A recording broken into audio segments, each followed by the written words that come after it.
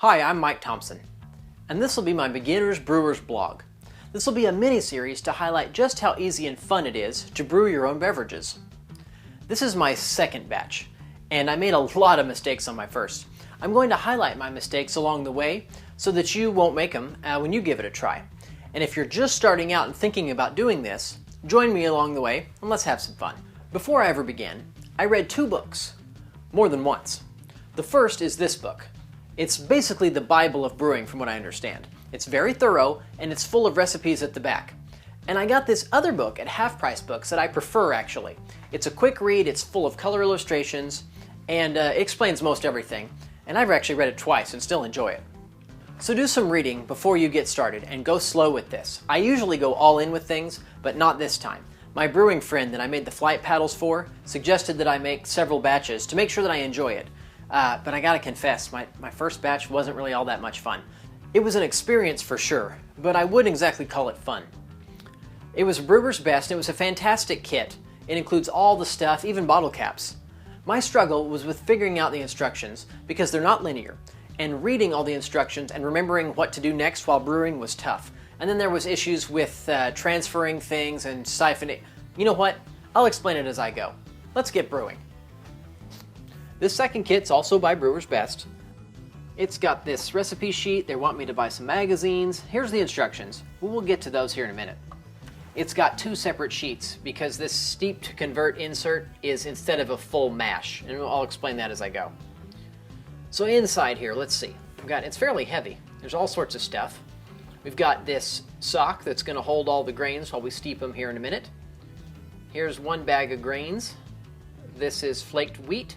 8 ounces, half a pound of that. We got our crushed 2-row malt. Bottle cap, I don't need those today. Those are going to be for a few weeks from now on bottling day. We've got some hops here. Here's another pack of hops, Liberty. And let's see what else. Here's the dry malt extract. We've got 2 bags of this, both wheat. Yep, spray dried malt. That's dry malt extract, or DME. You might see DME. Here's some yeast. Don't need that just yet. That'll be the last thing today. And then some priming sugar. That's also for bottling day. So I'll put it over there by the bottle caps. Also in here, then I guess last thing is this is liquid malt extract. My last kit didn't have this. It was just a dry kit. This one has both the liquid, the LME, and the DME. So interesting. Okay. And then a spice pack. And what is this? Inspection 20. Okay, an inspection certificate. All right then. And that's it. And the tab that broke off. Boy, that's a lot of stuff. Now, you also need this Brewmaster kit. And it's pretty much got it all. Inside here I keep my bottle filling wand, which I don't need that till bottling day, and the tubing that goes with that. So I'll set that aside for now. There was also a lot of other stuff inside this kit, but I store that inside my brew kettle now. I don't store it in here because I don't want to risk scratching these 2 buckets because scratches harbor bacteria and that can ruin the brew. So I don't store anything in here now. It came with 1 of these spoons, but I bought an extra. I just need 1 for today, so I guess I'll put this one back in here and slide it over there. Now very carefully separate these. I put some paper towels in between them to keep them from touching to minimize scratches, because you got to store the buckets inside each other for space, and this keeps it from getting scratched. Hopefully it'll last longer. Inside here I've got this carboy brush, which I don't have a glass one, so I don't really need this brush. It can be used for other things. I bought this at Walmart because this was a mistake the first time. I didn't strain my junk. And brew bags, it came with 3 of these. Now none of this of course came with this brew pot. This brew pot was purchased separately. It's an 8-gallon pot because I didn't have a pot at home big enough. And there's a 3rd brew bag. These are for all your, things. I don't need that right now. I had to buy this turkey baster separately. I use that to sample my stuff before I actually measure its specific gravity. PBW wasn't included. I bought that too. That's an industrial cleaner for stuff. The Star San sanitizing solution was included, and it's lasted me quite a while. I've got at least enough for 1 more batch here in this bottle after this. We got some extra bottle caps from the first kit, spigots, things. There's a stopper down there. The spigots, of course, go in the two plastic, in the fermenter and the bottling bucket. Stopper for the top of the fermenter. It came with a thermometer, which you need to measure the temperatures of things, because it's got to be very accurate. A little bottle brush, don't need that yet. Here's the airlock that lets the bubbles out as the beer ferments and doesn't let dirty air back in. And then I saved all the papers from the first kit with my beer stats and things on it. So I need to install the two spigots and the two buckets. The O-ring goes in like this with the slanted side in, and now it doesn't sit flat, so you got to twist it sideways like this while you screw the inside fitting on. Now, I made another mistake here, as you'll see in just a little bit when I did this. So now we got to prep the sanitizing solution.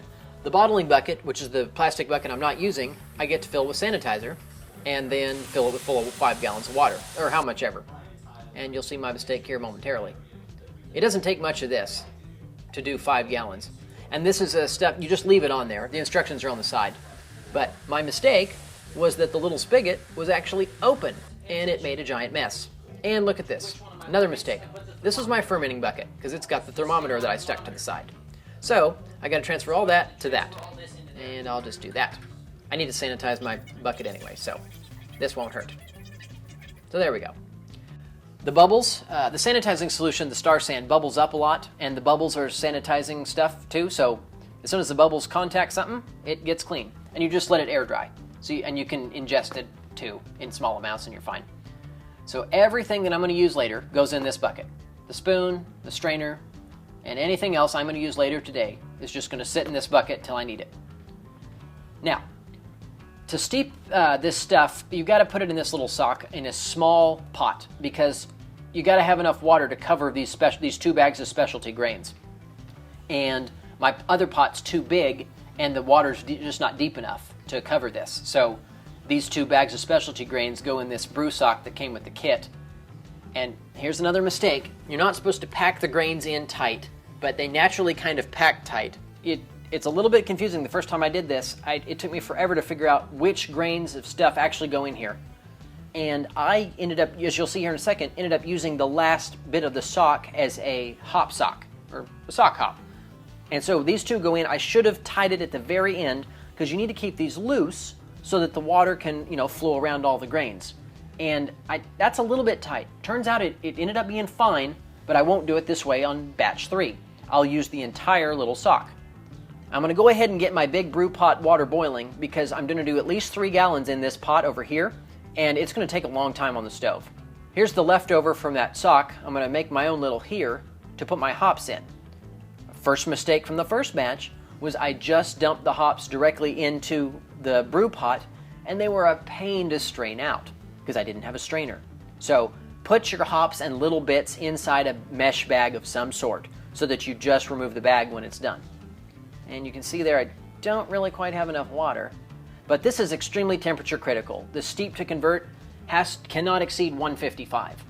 And you see right there I've got it pegged at 150, which is in the exact middle of the range that's specified. And you look, it's only a 4-degree range, and you can't go above 155. So I'm going to split it and go 150, and it takes 45 minutes. So it's going to take a bit, but gosh, read the instructions thoroughly 5 times before you start, so you know exactly what's next. This was 45 minutes of a whole lot of nothing. It was really boring and nerve-wracking to maintain that steady temperature. So I was doing binary with the stove for a while until I got the hang of it, and finally realized that low sim was where it needed to be once it came up to temperature. And then I pegged it. And you can see there my big pot's starting to boil. It's actually shaking. Look at that. Now the liquid malt extract needs to be heated under hot water to make it flow easier. And I've got 11 minutes left before I need to add it, so a couple minutes of soaking under hot water will be good. Now, my steep to convert is pretty much done. This is the alternative. It's basically a simple mash is what they call it. And it's not too bad. I'll go ahead and pull that out. I'm going to let it says to let it drip all slowly back in so you get all the yummy goodness back into your brew there. And you can rinse it here with a little bit of water to get the last little bit of goodness out of it, which I'm going to do. And done. All right. Now the little pot gets poured into the big pot. I'm not quite sure. So here it says, yep, you pour the little pot into the big pot. You got to make sure you do a sufficient boil here, it says. Like I said, these instructions are not linear, so read them extremely carefully 5 times so you comprehend. Let's move this around. Turn that back on high, because I want this on the front burner so I can reach it. And then I'll move that over to there. Ooh, that was hot. Look at that. Okay, and dump little pot into big pot. And then wait till it comes back up to a boil. Because this was only at 150 degrees. So it's got to come up another 70 before it begins to boil. So it'll be a bit. This is why, a nice outdoor propane burner, something would be kind of nice. Time for liquid malt extract. And well, as you can see here, it's still not super runny. Now, this is another mistake I'm currently making. I'm adding it too fast, and you'll see here later that it caramelizes on the bottom of the really hot pot. So as you're dumping, you got to stir. As you see, I had to get my spoon. It wasn't handy, and I poured it in way too fast.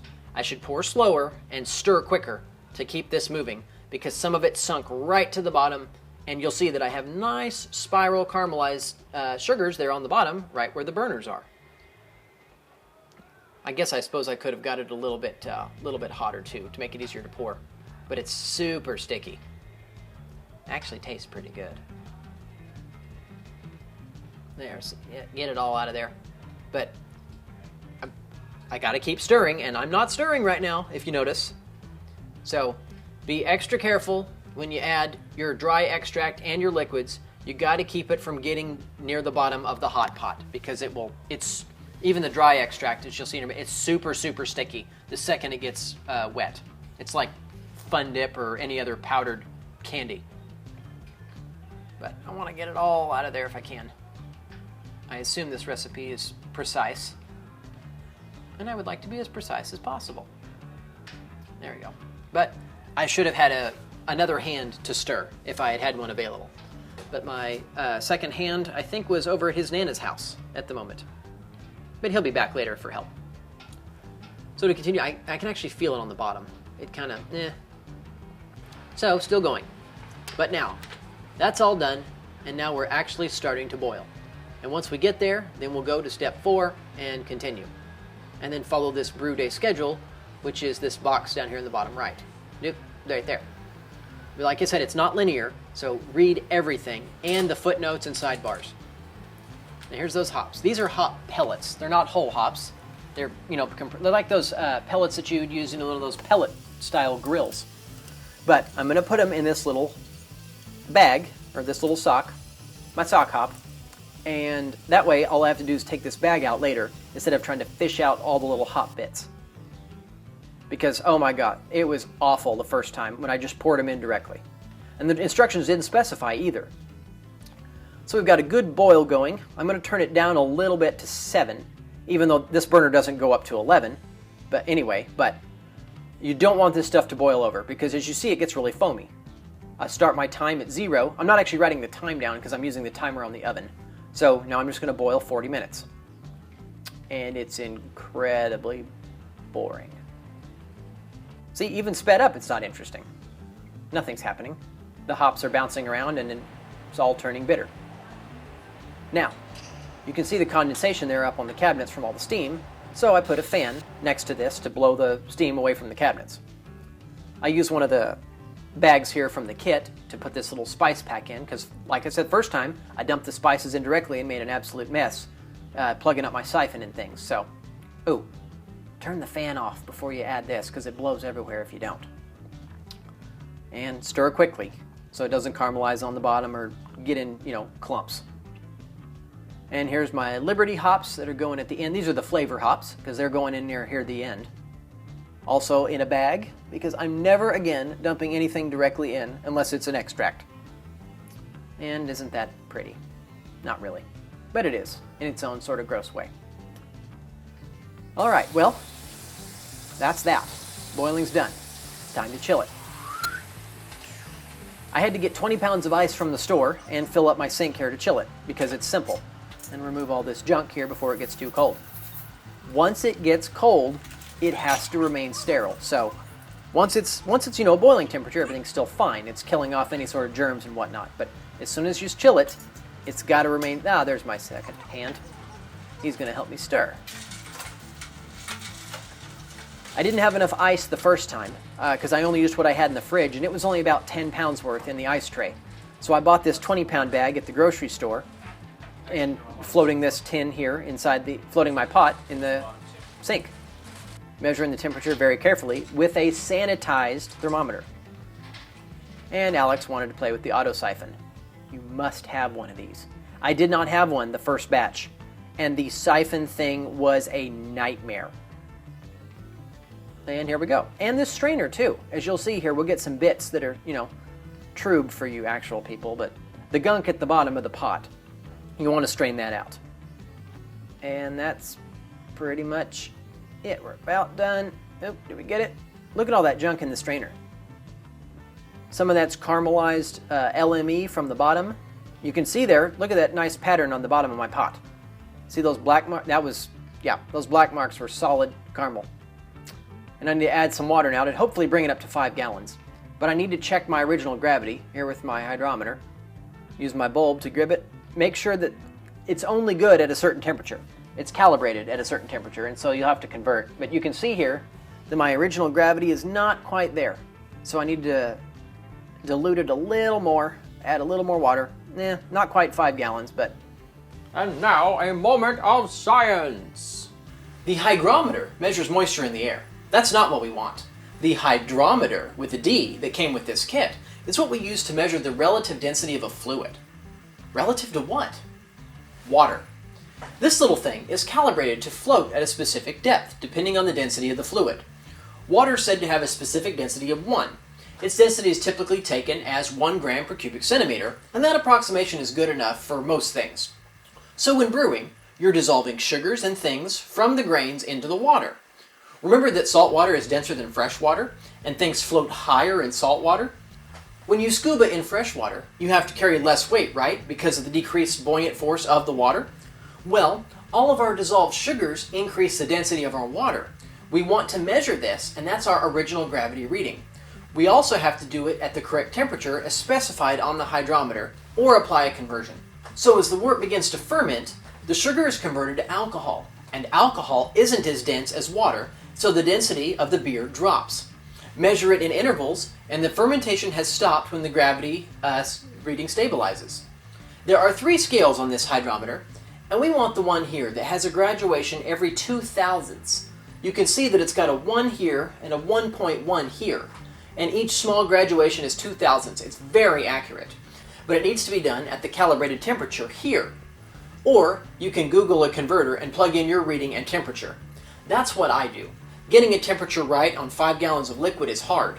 Converting a number is not. Each beer recipe has a target initial gravity and a target final gravity. By knowing these 2 numbers, you can then calculate the percent alcohol by volume. Boom, and that's it. 146. You can see here I'm in range. It was supposed to be 045 to 049. I'm at 046, so I'm in the ballpark. And now, sprinkle the yeast on top to begin fermenting. Like so. And then clean up. Huge mess. Water and stuff and sanitizer pretty much went everywhere, thanks to Mr. Auto Siphon. And put the cap on, the little stopper, and the airlock.